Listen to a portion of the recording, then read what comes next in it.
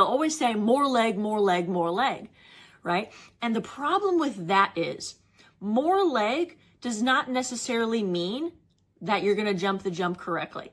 Okay, because more leg does not fix an unstable leg. And in fact, if you have an unstable leg, so let's say your leg is swinging around like a pendulum, or maybe you grip with the knees, or maybe just before the fence, you throw your upper body forward and that brings your lower leg too far back, but you only do it over the jump, right? So there's a lot of things that if your coach or your instructor is telling you more leg, more leg, more leg, the problem is to the horse, from the horse's perspective, more leg equals more noise. Okay, so it's not actually benefiting the horse, because usually a lot of horses, they see the jump and they go, right? And actually, a lot of people don't realize this. It's not about speed.